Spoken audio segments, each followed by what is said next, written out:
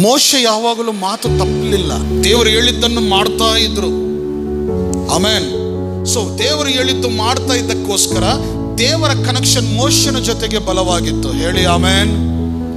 ದೇವರು ಹೇಳಿದ್ದನ್ನು ಯಾವಾಗಲೂ ನಾವೆಲ್ಲರೂ ಕರೆಕ್ಟಾಗಿ ಮಾಡಿದರೆ ದೇವರ ಒಂದು ಶಕ್ತಿ ಬಲವು ನಮ್ಮ ಜೊತೆ ಬಲವಾಗಿರುತ್ತೆ.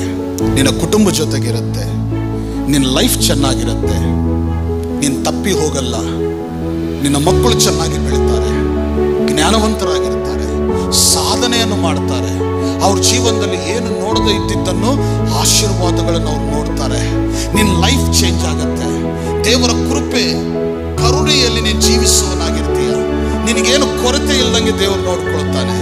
ನಿನ್ನ ಜೀವನದಲ್ಲಿ ಏನಾದರೂ ಕಷ್ಟ ಸಂಕಟ ಬಂದ್ರೂ ಅದರಿಂದ ದೇವರು ತಪ್ಪಿಸ್ತಾನೆ. ಇವೆಲ್ಲ ಯಾವಾಗ ಆಗತ್ತೆ? ಇದು ದೇವರ ಮಾತಿಗೆ ನೀನು ವಿಧೇಯನಾಗಿದ್ರೆ, ದೇವರ ಜೊತೆಗೆ ಸಂಬಂಧವನ್ನು ಬೆಳೆಸಿಕೊಂಡ್ರೆ ಮಾತ್ರವೇ.